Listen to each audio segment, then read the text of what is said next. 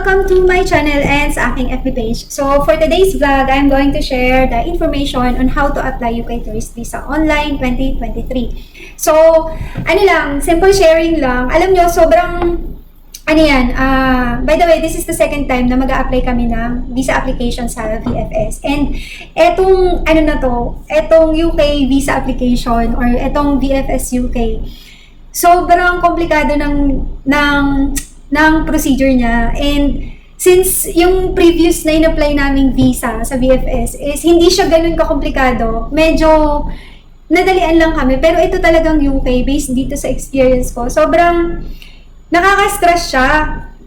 Nakaka-stress to the point na parang, paano ba ito gagawin? So, since hindi kami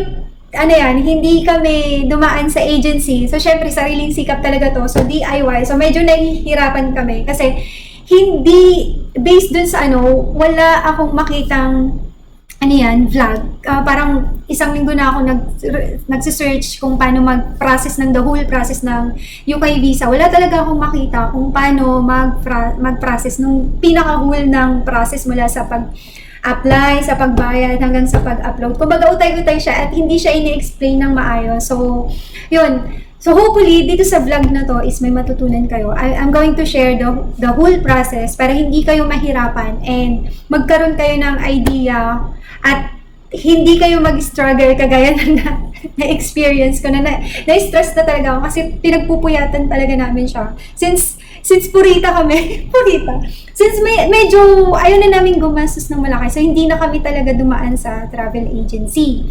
So, as in talagang do it your own talaga to, parang DIY talaga namin. So, ayun, let's start para hindi na rin kayo maboring. Pero in-explain ko lang para at least hindi kayo masyadong mahirapan and magkaroon kayo ng idea na ganun yung procedure. So first is, puntahan nyo yung website ng VFS UK. So, just clarification lang, if yung country origin nyo is Pilipinas, meron din silang sariling portal ng, VFS.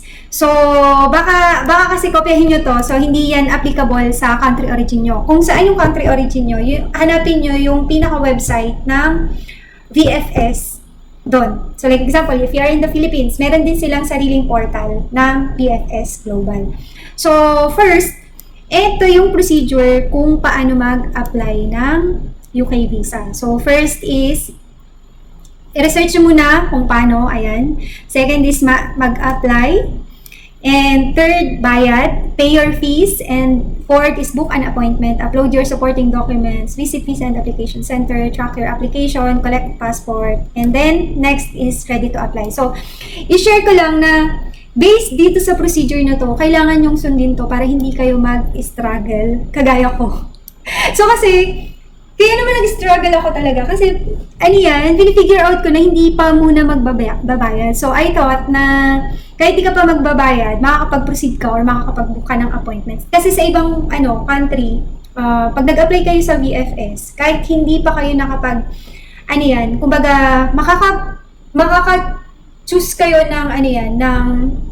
kumbaga makakapag-access kayo hanggang dun sa booking ng appointment kahit di pa kayo nakapagbayad. Pero dito sa UK VFS is sobrang higpit nung pagpaprocess ng application. So hanggang di kayo nakakapagbayad, hindi kayo makakaproceed dun sa appointment at the same time, hindi kayo makakapag-upload ng documents. So dun kayo mag-struggle, which is yun yung na-experience ko. And I hope, and yun, sana itong vlog na to is makatulong sa inyo. So ayan, first, kung nakapunta na kayo dito at nakapagbasa na kayo, so ang unang-una nyong gawin is, kami, based sa experience namin, ako at saka yung friend ko, gumawa kami ng workbook spreadsheet. Yung pinaka-workbook spreadsheet is gumawa kami doon ng checklist kasi para maka-monitor namin siya online kung nasaan na ba yung progress namin. So, based doon sa checklist na ginawa namin is, tinaturn namin siya sa checklist na, kasi since nakapag-access na ako diretso doon sa portal, na-generate ko na rin yung report kasi nagbayad na ako. So, itong checklist na to, bali, ginawa namin to versus doon sa barcode separators and then sa actual checklist na ipoprovide or i-generate ni VFS Global UK kapag kabayad ka na. Kasi yung checklist na yun, hindi mo yun makikita, hindi mo siya makikita na actual kung hindi siya nakapagbayad. Kasi merong barcode doon na ipoprovide ang VFS. And sana mapakita ko yun sa inyo later on. Pero hindi yung pinaka-barcode, kung ano lang yung pinaka-sample ng documents, kung paano, at kung ano yung itsura niya. So, based dito sa checklist, ang pre-provide naming listahan is original passport, evidence of funds, which is yung bank statement, yung application form, which is i-generate to ng VFS kapag nakapagbayad na kayo, and mapaprint nyo to. Sa akin, mga nasa 15 pages siya. Tapos yung accommodation, yung employment evidence, which is yung NOC, yung non-essential documents like cover letter, yung UAE residence, and Emirates ID copies. So ito, as I've said earlier, yung UAE residence, since kami ay meron kaming temporary residence visa here in United Arab Emirates, so ito yung ipoprovide namin plus yung Emirates ID. Pero kung kayo ay nasa Pilipinas, well of course, ang ipoprovide nyo dyan is yung pinaka passport nyo and yung national ID. Yan, yung travel ticket, travel itinerary, travel insurance, travel history, recent passport, company trade license, if needed. Kasi mas okay kapag na-provide nyo to. Mas madali yung approval based sa experience namin. So, yan, yung travel itinerary, ginawa din namin yan. Yung travel insurance, nag-purchase din kami. Yung travel history, as much as possible. Eto, malaking tulong to na based sa experience ko, gumawa ako ng pinaka-file na lahat ng mga travel ko is inattach ko doon. So, gumawa ako ng pinaka-file. And papakita ko sa inyo later on. And, ito yung listahan namin ng friend ko. So, chine-check namin dyan kung ano na, or na-complete na ba namin siya. Meron kami dyan nilagay target date, tapos yung comment, tapos kung ano yung mga dapat namin gawin. And next naman, nung natapos na namin tong requirements, ang VFS Global UK is meron silang barcode separators na which is dapat susundin mo pag nag-submit ka ng documents mo or pag nag-upload ka ng documents mo. So based dito, ito yung mga requirements na kaya nilagay ko doon, checklist versus barcode separators. Kasi yung checklist ng VFS Global, after mo ng payment, magge-generate yun. So kailangan namin siyang pagtugmain. So ito yung pinaka-format. Nung una, hirap na hirap ako. English kasi. So, hirap na hirap akong intindihin kung paano siya intindihin. So, ayan, so far, na-figure out namin. Alam niyo, sobrang nag-struggle talaga ako dito kasi hindi ko alam at wala akong makitang vlog kung paano nila in-arrange yung documents nila. So, since dahil kami ay nagbabawas ng gastos, so hindi talaga kami dumaan or nagtanong sa any travel agency. So, ang ginawa ko lang, since meron akong mga kaibigan na nasa UK na and nag-submit nito. So, gumawa lang ako and pinakita ko kung paano yung documents gawin. So, pina-check ko na lang sa mga friend ko na, oy, tama ba to? Ganito ba yung dapat? Kasi sobrang nag-struggle talaga ako. So, parang wala akong makitang vlog na ganun ka, yung parang eksaktong pagpo-provide ng documents. Kasi syempre, ayaw naming ma-decline. Kasi syempre, ayaw namin, as much as possible, iniingatan namin na dapat kumpleto kasi para mas mabilis yung approval. So, ayun. So, yung documents, magbibigay lang ako ng sample sa inyo kung paano namin ginawa yung documents kung paano ko gagawin yung documents ko na pang i-attach doon sa sa dokumento. Kasi before nyo ma-upload yung documents nyo, ma-prepare nyo muna siya. So, ganito siya. Ito, sample no objection certificate para ma-idea kayo kung ano yung pinoprovide. Actually kasi, nag-apply kami ng visa sa Shenzhen. And based dun sa requirements namin, as in within 2 days, na-approve yung visa namin. And then, pangatlong araw, nakuha na namin yung visa. So, medyo kinakabahan-kabahan pa kami. Nanginig-dinig pa ako noon. Kasi, medyo nahihirapan ako. Akala namin madi-deny siya. Pero, since siguro super complete yung documents namin and maayos yung dokumento. And talagang, baka sobra-sobra pa yun. As in, within 2 days lang, na-approve kami kagad. So, ito yung pinaka-sample na no objection letter na pre-provide ng company namin, which is ako din nag-prepare nito kasi since nasa HRD naman ako. So, ayan, ang pinakasulat dyan. And, ayan, ganyan yung i-request nyo sa HR nyo. So, etong barcode na to, kukunin nyo to, yung barcode na to, kukunin nyo to sa i-generate mismo ng BFS Global. Kasi, based yan dito sa barcode separators na instructions na binibigay nila. So, yung sample NOC letter, ito na yung may provide sa akin yung company, which is, meron yung, no objection namin is meron siyang company stamp kasi dito sa United Arab Emirates is mahigpit talaga. So, hindi valid ang any documents without the company stamp ng isang kumpanya. And, naka-print out to sa letterhead. So, yung barcode na generate ng VFS Global, inilagay ko lang dito sa taas. Bali, sample lang to Bali, may ipoprovide sa inyo ng VFS Global. Tapos, ilalagay nyo lang siya sa pinaka-upper portion. And then, naglagay ako dito ng footer. Kasi parang kinopya ko lang yung documents. Although wala nakalagay sa instructions na kailangan lagyan ng footer. Pero nilagyan ko ng footer yung code na ipoprovide ng VFS Global. Nilagay ko yung code number dito and then yung name ko. Para sure lang. So, ito yung barcode separators na kailangan yung sundin. So, sa pinaka-folder ko, gumawa ako ng arrangement ng folder based doon sa barcode separators. Kasi para pag nag-upload ako ng dokumento, hindi ako malilito. So, gumawa ako ng 1, 2, 3, 4. So, the rest, i-disregard nyo na lang yan. Kasi mga extra file ko yan. Pero yung pinaka-final na dokumento ko nandyan, yung UK accommodation, yung employment evidence, yung evidence of funds, which is yung bank statement, and yung mga non-essentials, yan yung mga file na i-upload namin later on. Which is sa ngayon, yun yung pinapakita ko sa inyo na dapat before kayo mag-upload, dapat lahat na arrange nyo na siya.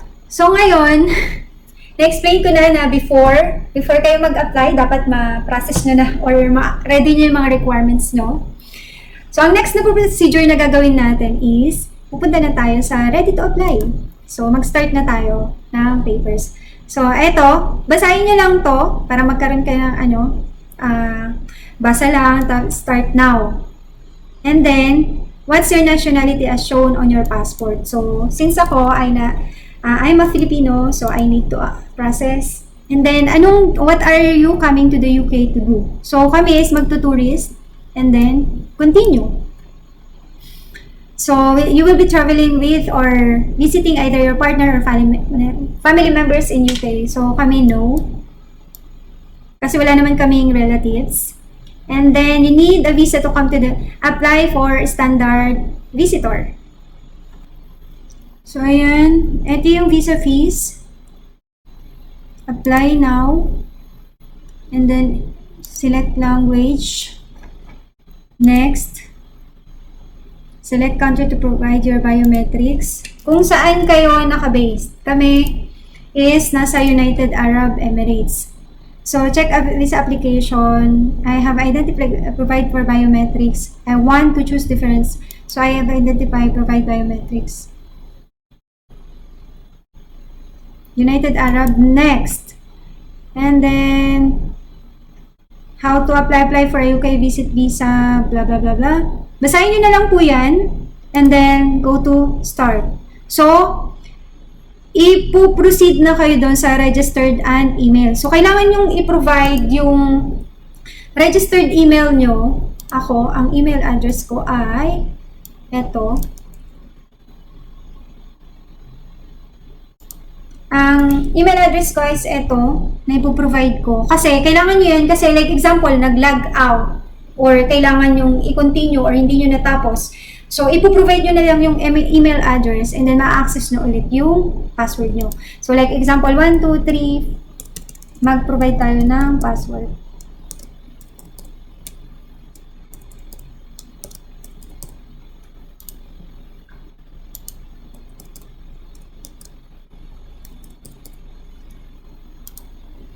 So, mag-provide tayo ng password.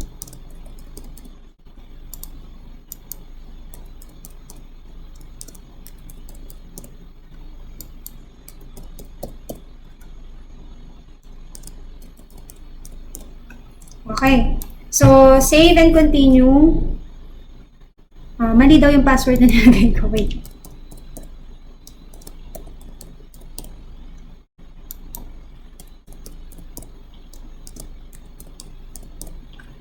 Yan. Save and continue. Ayaw pa din.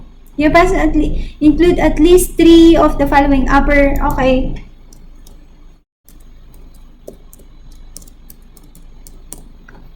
Okay.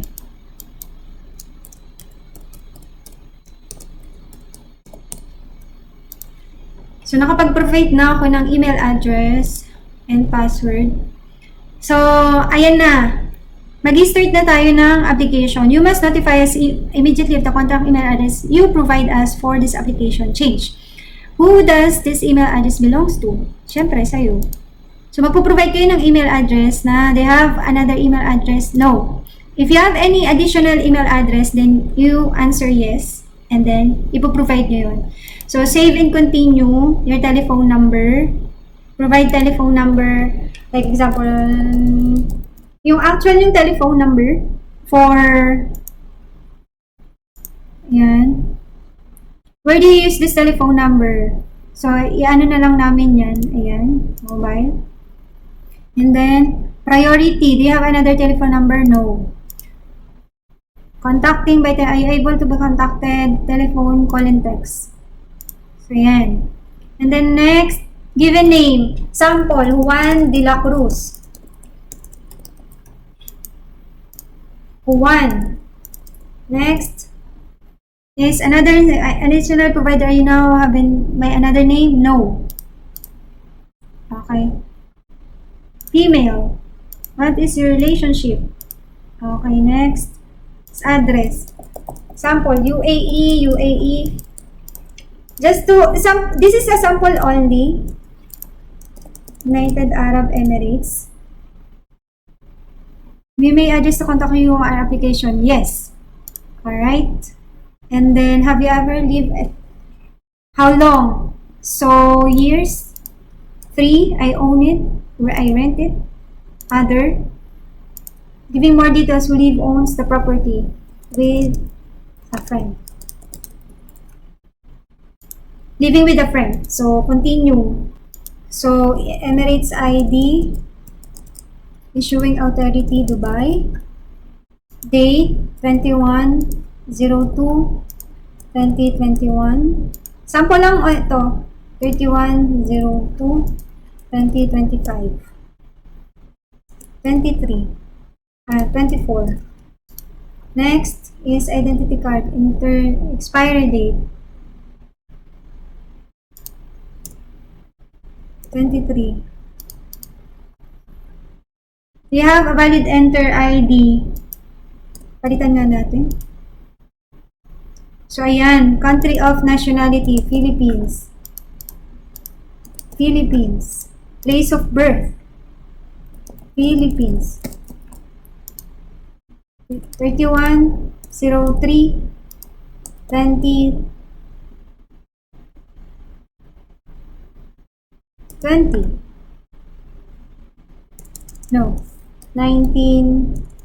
2003. 10 years old.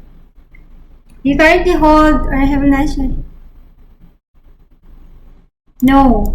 So, since I'm a pure Filipino, I have permission to, you have permission to be in United Arab? Yes, I have. And then, 11/11/2024. Ilalagay nyo dito kung ano yung pinaka-exact na nasa ID nyo. And then, temporary, what is your employment status? Employed. Employed if you're employed, self-employed, and then student, retired. So, ayusin nyo po yung application nyo dyan. Tapos yan. One.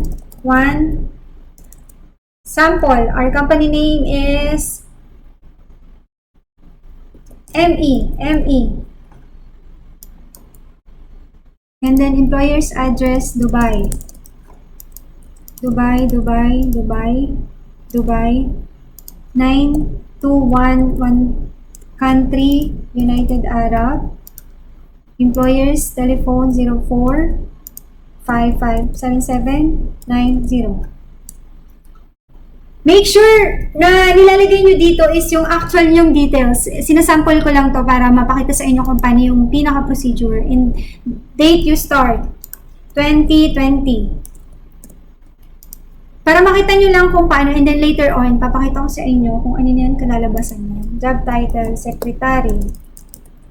How much did you earn? AED, sample, 10,000. Describe your job. PRO. Save, continue. And then you have another income or any savings. Ilalagay nyo dito is savings, yes. How much? GDP. Like example, 3,000. Yung GDP is, i-convert nyo sa pera ng UK.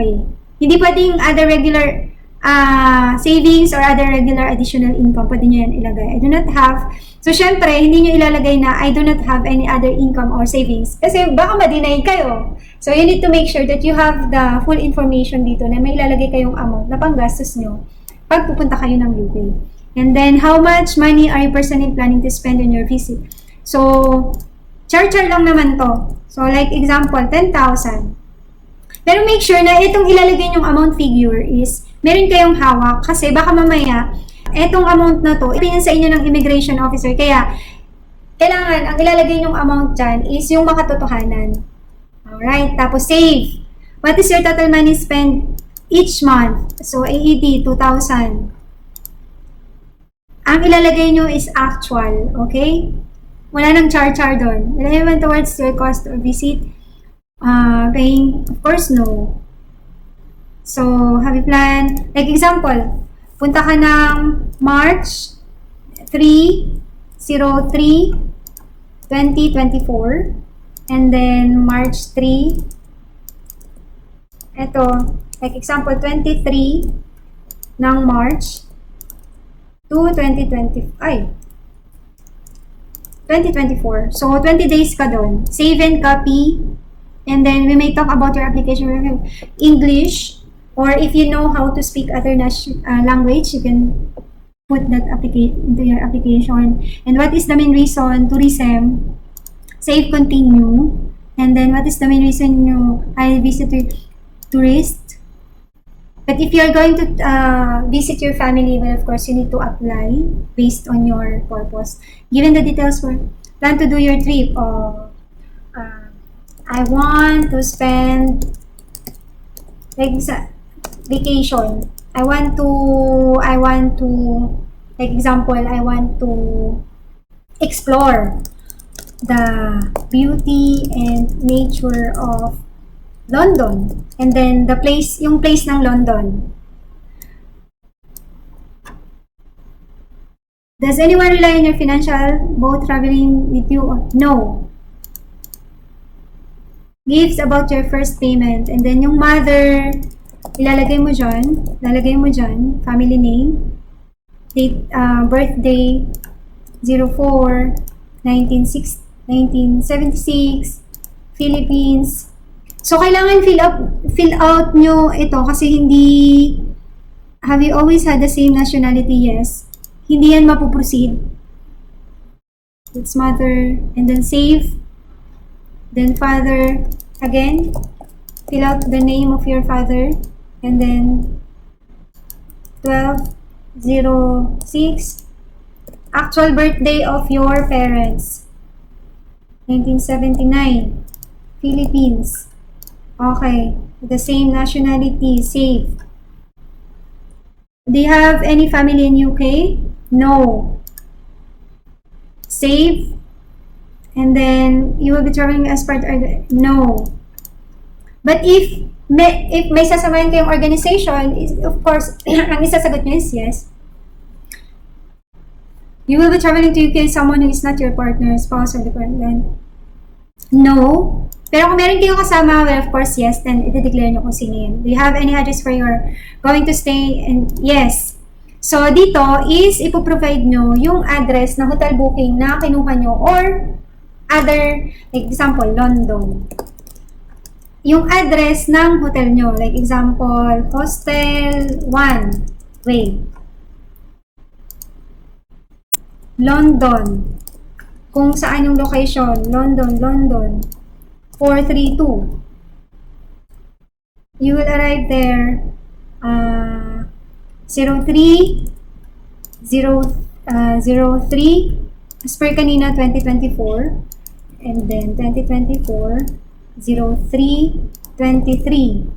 Okay?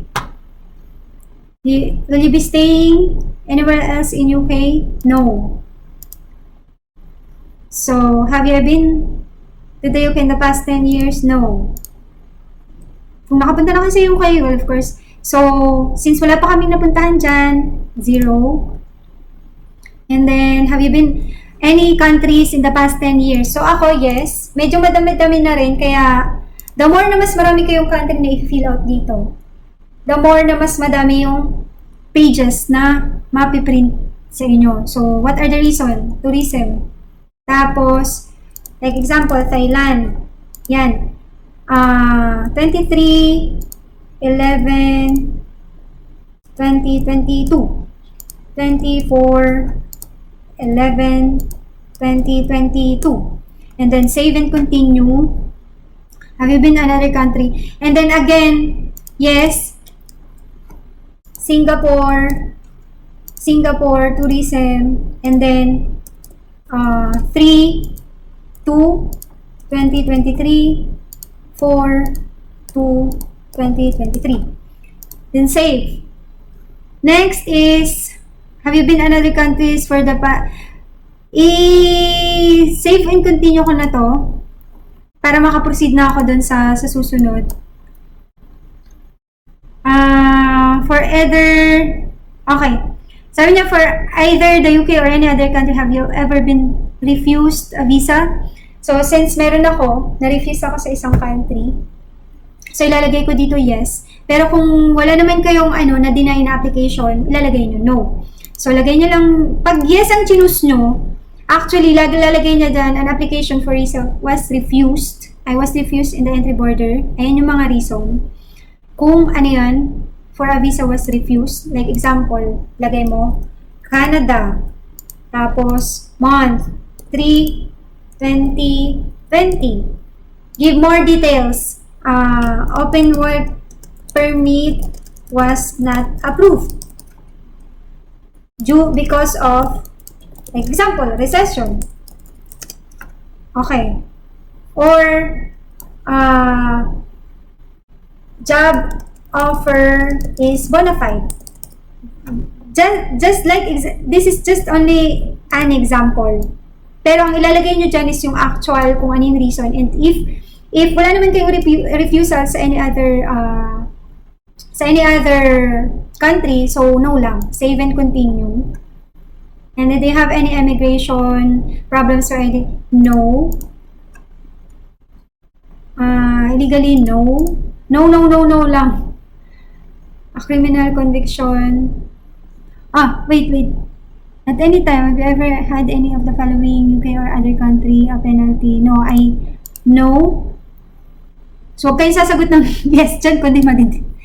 In either piece of war, you are suspected involved for crimes? No. I have read? No. Involved? No. I have read? Basahin nyo po yan ng maigi, okay? Even member of given support organization? No. No, I have read. Employment otherwise undertaken by? No. So, no lang sinagot ko. Pero binasa ko po yan na maayos. I have not worked. So, ayan. Additional about your application. If you need to more about application, you can write it there. Okay. Save and continue. Tapos, ang magiging result niyan is ganyan. So, ayan yung pinaka-result nyo. And, ang next na procedure niyan is continue. Mandatory, the passport from the Philippines, evidence of funds. You are not nationality. If you are not a national of the country, save and continue.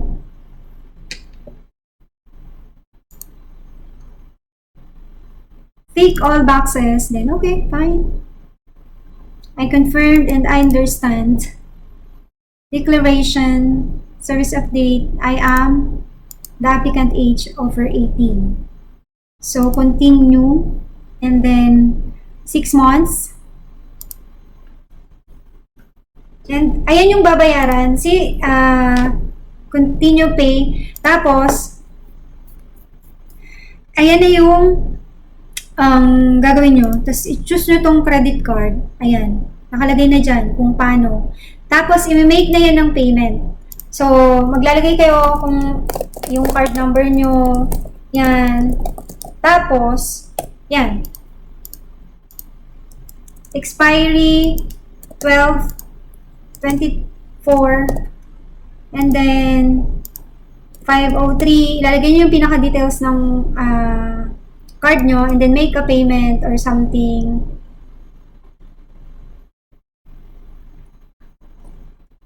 So, since hindi siya na-accept, wala.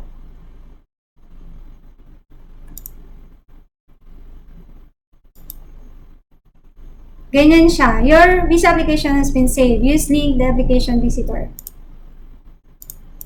So, dapat ang i-apply nyo doon is nakalagay dyan is payment pending kasi invalid yung card na in-enter ko. Pero kapag yung actual credit card or details ng card nyo, ang lalabas dyan and payment successful.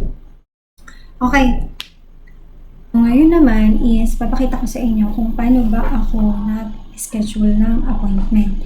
So actually, meron na kaming schedule dito. Meron na akong schedule ng September 28. Bali, ang unang schedule ko is October 6. So since naisipan ko dahil may kailangan akong i-consider na date, so para makuha ko yung approval agad, nag-change ako ng schedule. So ginawa ko September 28. So kapag nag-reschedule kayo ng appointment nyo, bali ang lalabas dyan ganito. So ayan. Like example, ginawa nyo 28. Sa dashboard niyan, ito, yung prime. Ay hindi, huwag na yan para makita nyo sa iba. Like example, ito yung date nyo. Yung available in paid only. Kapag bayad na kayo, tapos ito paid only. So, dalawa tong category, standard, free, and then premium lunch. So, aside, tingin tayo dito sa ibang date. So, wala na din. Load more. So, ayan. Ganyan ang lalabas kapag sinelect nyo siya. Ito, kapag yan yung pinili nyo na standard free, hindi nyo na kailangan mag-additional na payment bukod dun sa kung ano lang binayaran nyo sa visa processing, yun lang babayaran nyo. Pero pag sinelect nyo to, aside dun sa binayaran yung visa, mag-additional kayo ng 551. So, mag-back to dashboard na tayo kasi tapos na ako ng appointment. So, ganun yung pag-book naman ng appointment. So, hanggang dun lang yung pag-book. Madali yung pag-book. Medyo madugo lang yung pag-upload kapag hindi nyo pa at naayos yung dokumento nyo. I'm going to show you the actual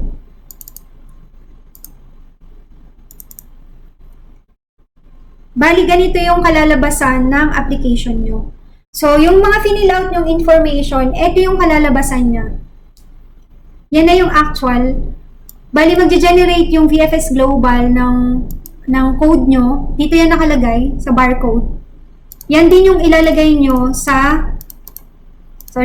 ito yung barcode na yan. Yan yung ilalagay nyo sa NOC na dito. Sa lahat ng documents nyo na ipoprovide based dun sa barcode separators or based dito sa requirements, ito ang ilalagay nyo na na-generate ng VFS Global dito sa actual documents nyo. And then, nilagay ko kasi yung generate sa aking documents, meron siyang code number and then name ko. So, ginaya ko lang yun kung paano ginawa, kung paano generate ng portal. Ginaya ko lang siya. Nilagay ko dito yung barcode na nandito. Copy-paste lang. Save as snipping, gamit yung snipping tool, tapos save sa Paint, tapos save as picture, tapos i-attach nyo siya dito sa pinaka-header para naka-format na kaagad yung files nyo, hindi na kayo mahirapan edit ng edit. So, gagawin nyo, ilalagay nyo siya as header, tapos matik na yon pagka-print. Tapos eto, ginawa ko siya footer. So, matik na yan pagka nag-print kayo, hindi nyo na kailangan mag-edit na mag-edit. Tapos, ang pinaka, size na, before mag 2 inches. 2 inches, tas yung kapal niya, hindi ko na maano before mag 1. So, ganun yung pinaka-procedure na kikitain na makukuha nyo. Application pa lang to, pero wala pa to sa pinaka-final na procedure ng pag-upload ng documents. And, yan yung sample NOC, ayan yung mga requirements, ayan yung barcode separator. So, ang ginawa namin, ako ng friend ko is, gumawa kami ng bali dun sa barcode separators, ganito yung magiging outcome ng documents na gagawin namin. Tapos yung pinaka-barcode niya, i-attach mo yung barcode na generate. I hope makita nyo. Yung barcode na ni-generate nito ng VFS Global, yan yung ilalagay nyo dito sa sorry na, ang dami kong nabubuksan. Yan yung ilalagay nyo dito sa pinaka-header nyo. And then, sa pinaka-footer, wala tong instruction na nakalagay na sa pinaka-footer lalagyan nyo siya. So, ako, ang nilagay ko, ginaya ko yung may generate na code. Kung ano yung code na nandito sa barcode, code number, yun yung nilagay, tapos sa yung name ko. Bali, ginaya ko lang siya sa dito. So, ilalagay ko dyan, like example, yung code na generate ng VFS Global 15678 and then Juan de la Cruz. Ganyan lang. Tapos, piprint mo na to. Tapos, kuha lang tayo ng sample. Ito. Mag-snipping tool tayo. Barcode separator.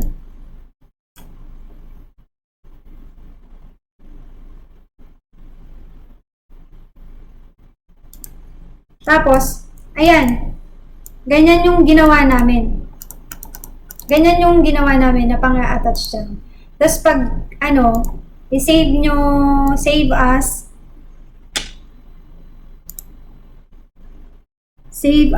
PDF, download, and then, ganyan. So, bali pag, ang kalalabasan niyan, pag nag-attach kayo ng document sa self-upload, ganito. Ganito na siya. Tapos, like example, yung passport copy nyo, ganun din, tapos kaka-paste nyo lang dito yung passport nyo. Kuha tayo ng sample. Passport. Image. So, like example, this one. So, mag-snipping tool tayo. This is only a sample, pero ang ilalagay nyo dyan is yung actual na figure nyo. So, nandito siya sa may essential na part. So, mag-add lang ako ng ayan. Tapos, ganyan lang siya. Tapos, lalagay ko lang siya, passport. Yan na. Bali, continuous. Ako, ang ginawa ko, hindi ko siya idedire-diretso kasi lalaki yung file niya. So, sinegregate ko na lang siya para pag nag-upload ako dun sa dokumento, is nakaisa-isa siya. So, ito na yung pinaka self-upload na gagawin nyo. Ayan.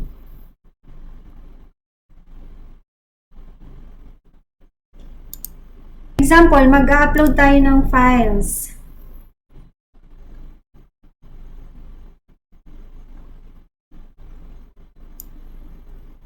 Ito na yung pinaka-outcome ng self-upload nyo. Yung accommodation, choose file, lalagay ko na yung file ko sa travel. So, choose upload ako. Ito, accommodation. And then, yan. There was an error file name. So, ayaw nyo tanggapin yung file name. Okay. I-rename natin. Hotel booking.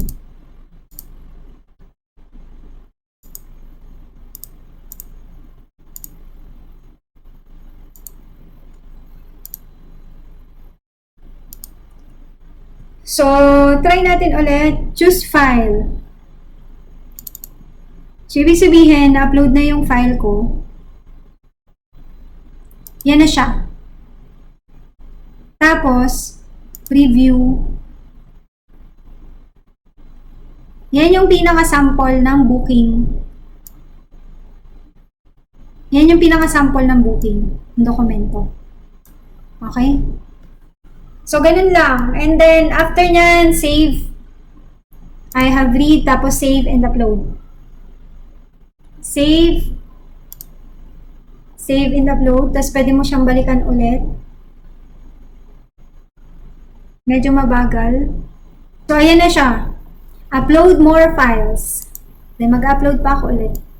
Pero since lahat ng file ko is meron siyang mga meron siyang mga special character, so kailangan ko muna siyang i-edit. So, hanggang dito na lang muna, and then, pag na-finalize ko na yung files ko, saka ko na lang kayo balikan. Okay? So, ang next natin ay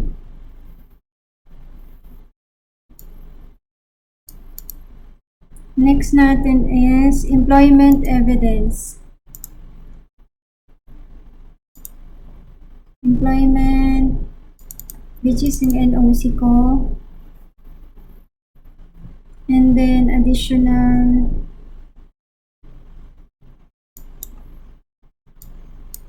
Yung financial evidence ko kasi, yung bank statement, hindi ko pa na ano yan. So, non-essential tayo.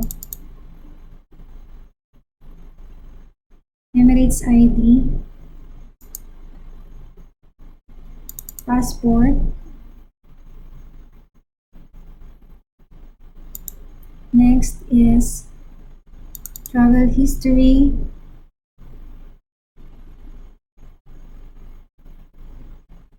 Choose file. Next is travel insurance. Next is yung UAE residence visa.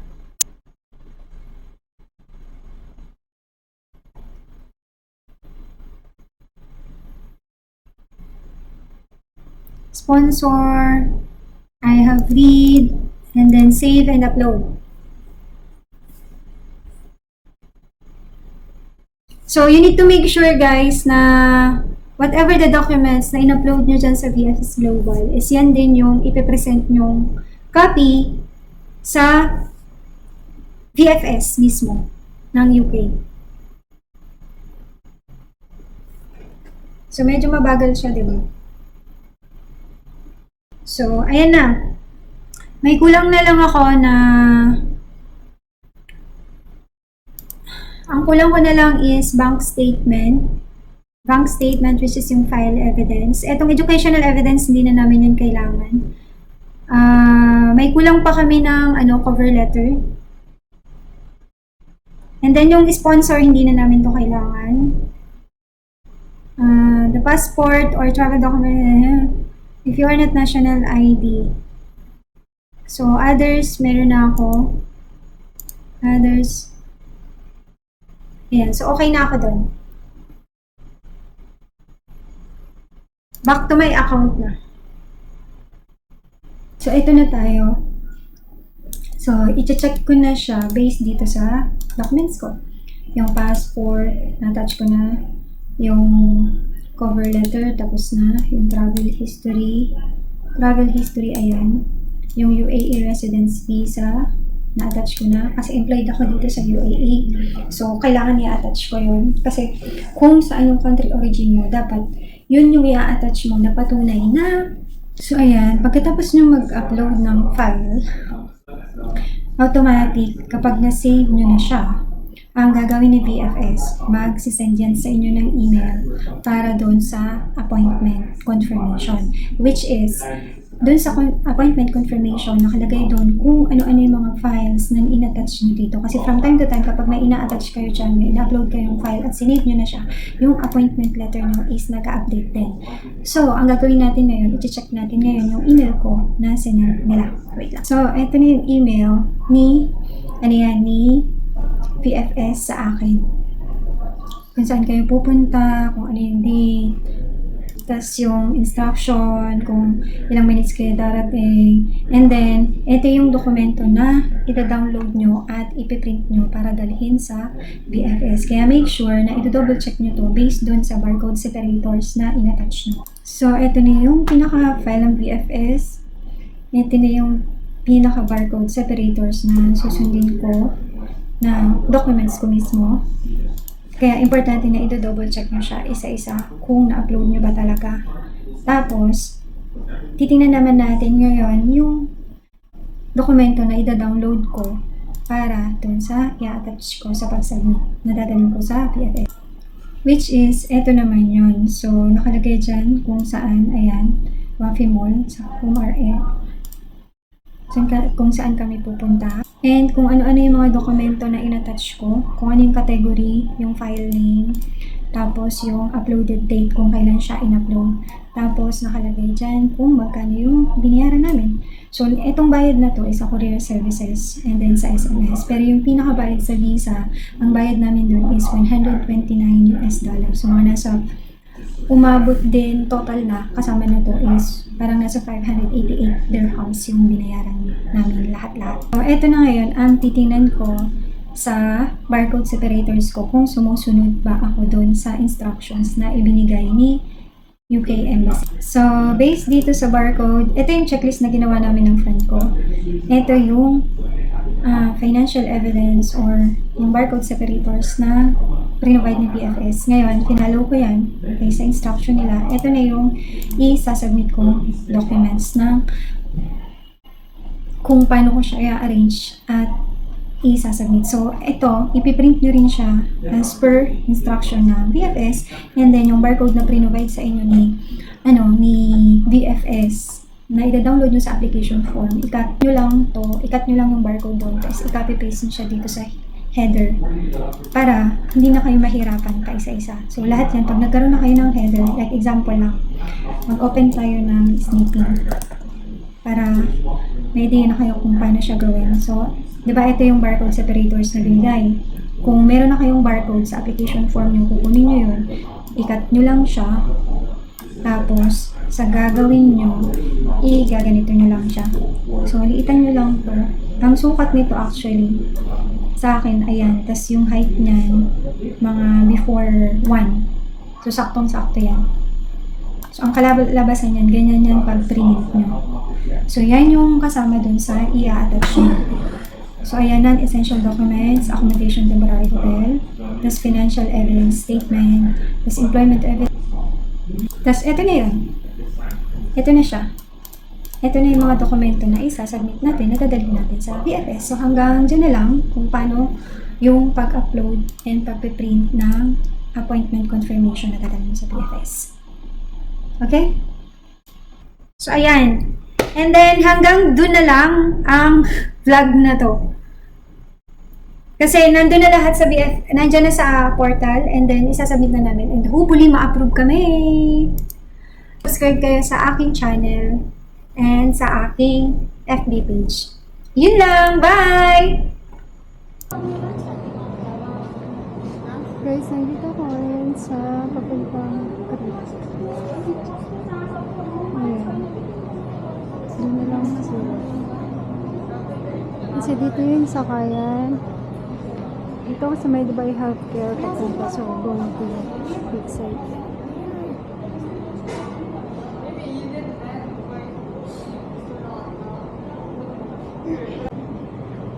So ngayon ay papunta tayo ng Dubai Healthcare City. Kasi ito yung area papuntang kasi magsasabit ako ng application form. So itong site na to is pang boys yung girls. Pero since malapit lang din naman ako punta doon, kasi konti lang din naman yung tao. Pero pag maraming tao dito, sa girls area ako punta.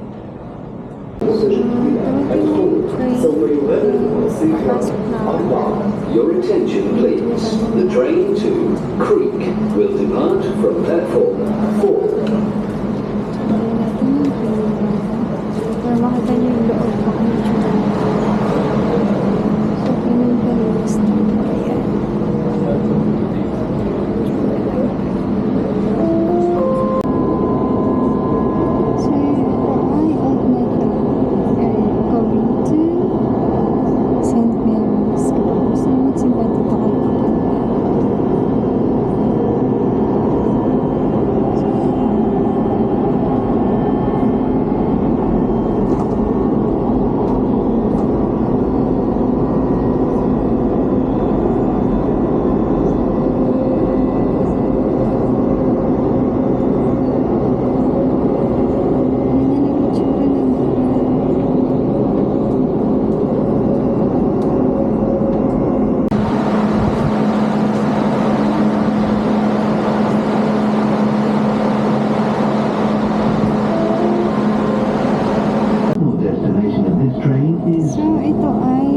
Creek. The next station is So, halos lahat ng school is Dubai dito sa Healthcare City. And then, yung mga... So, ito na ang Dubai Healthcare City. Punta na ako ng PFS. Nag-metro lang ako kasi malapit lang naman siya, mga 10 minutes pag nilakad. So, depende kung gaano kakabilis mo. So, ayan. So, ayan.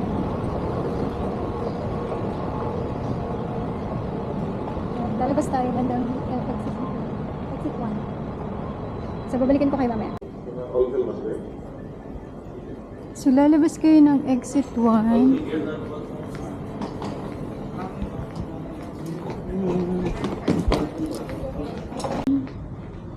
Yan. Papunta. Ang labas nito sa may Mediclinic. Yan.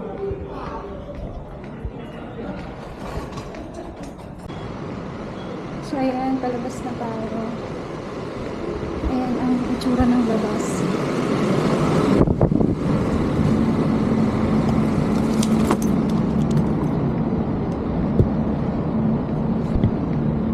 So, sobrang init ngayon sa Dubai. Lakad lang kayo, tapos yung nakikita nyo, yan na yung Wabi.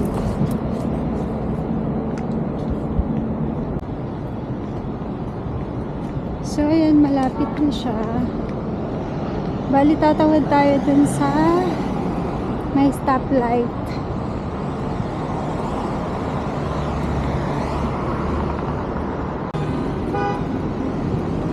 So, itatawid tayo.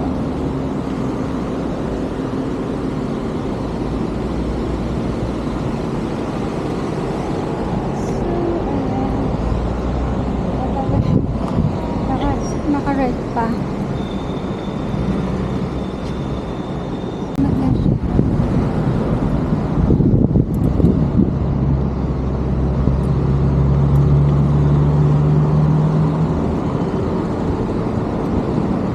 Ito na yung Wafi Mall. Tapos, feeling ko dito na lang. Nadaan kaya ito. Dito na. So, dito ang... Actually, hindi ko masyadong kabisado to kung doon or dito. Dito kasi ako dumaan nung nakaraan. Medyo malayo nga lang yung lalakarin ng konti. Hindi to ang ano, pero pwede kayong dumaan dito. Pwede kayong dumaan dito, papunta ang Wafi Mall. Ang ganda dito.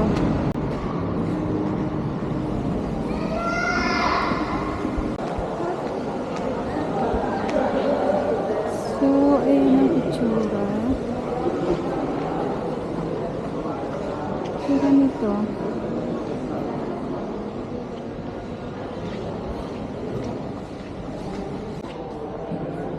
Papunta tayo. Sobrang ganda dito. May mga art gallery din dyan. So, medyo mga mamahalin nga lang talaga dito.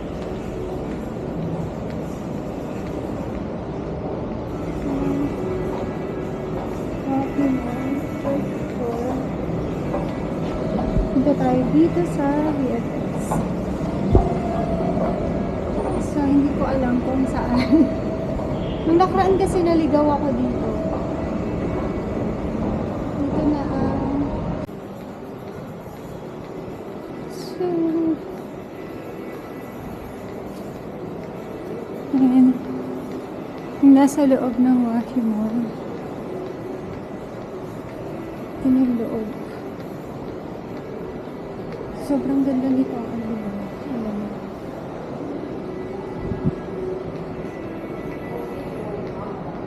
Ayan.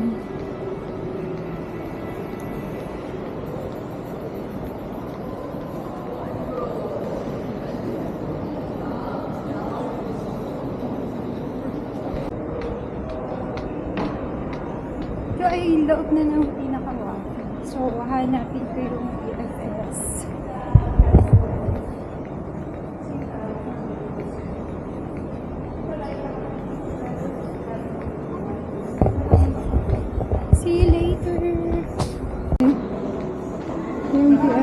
daw.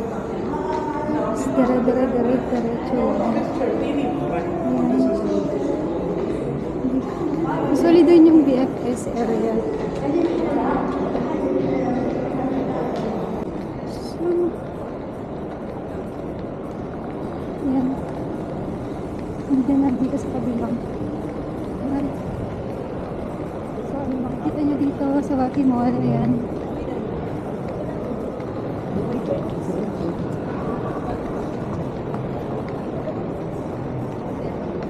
So, ito ang going to BFS Global. Dito siya sa My Point Tour na area. Tapos dito na yung mga BFS.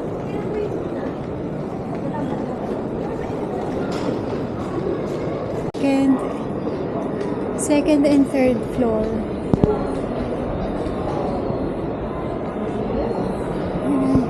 Akit na lang tayo.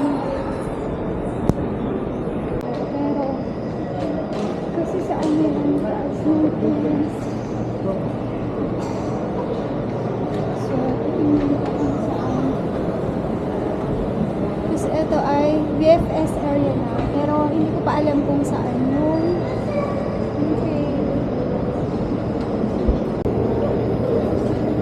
ito yung BFS Global pero Ireland, UK. Dito. So right now is nandito na ako. So pupunta ako sa Zone C. C daw. Ito na siya.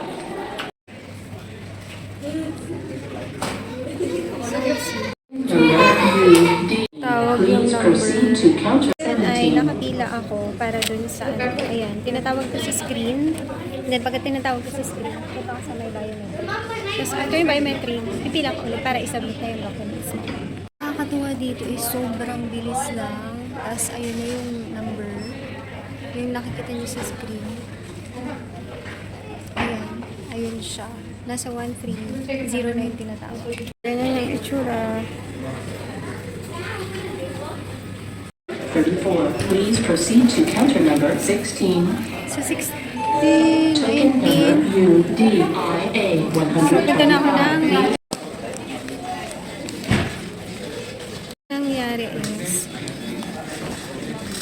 pupunta mo sa counter. Bibigyan ka nito. Ito yung pinaka dadalhin nila sa sa UK Embassy, passport mo na lang. So, yung mga dokumento mo, hindi mo na kailangan. Hindi na nila kukunin. Lahat yun uploaded na. So, hindi na nila yun hihingin. Dokumento ko ay nilagay lang dito sa block. Bali, passport lang yung kinuha nila. And then, ginawan lang ng file. Tapos yung checklist. Tapos na. Wala na silang hihinging dokumento sa'yo kasi na-upload na siya online.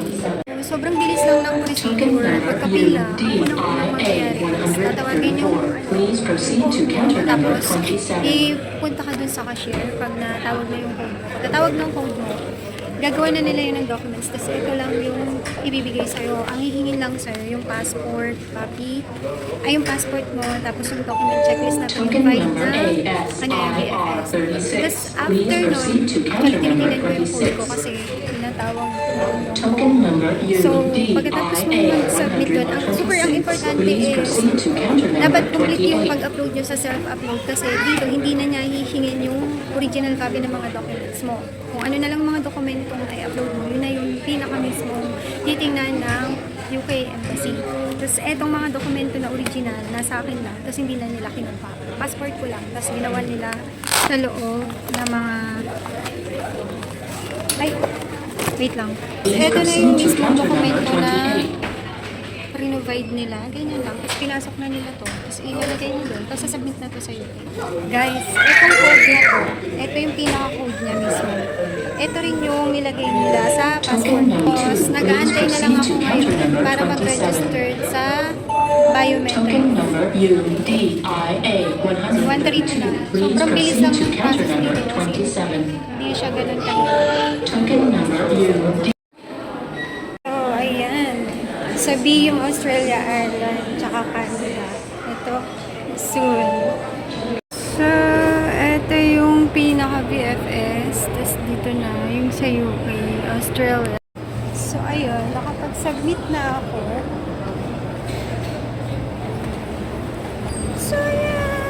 Tapos na.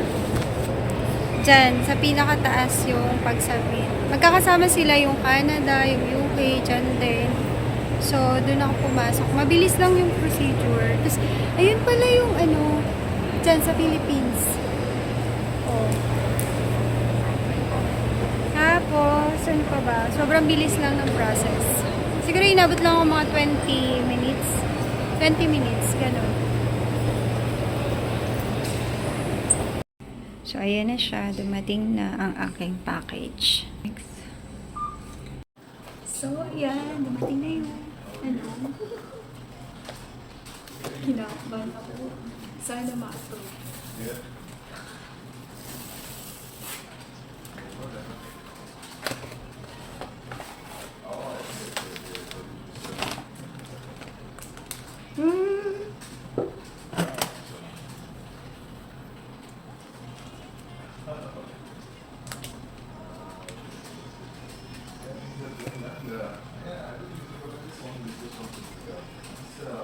My God!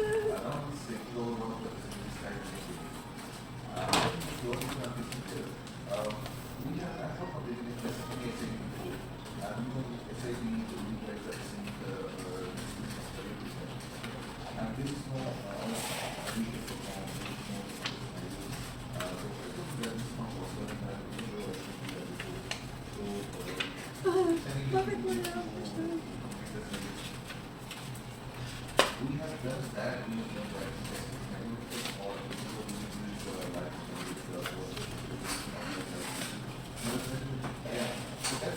Oh my!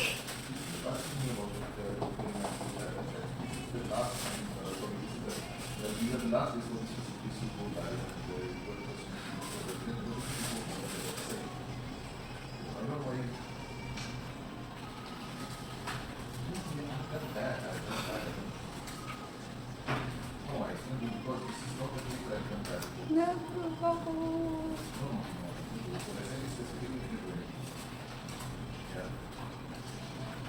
Na-approve.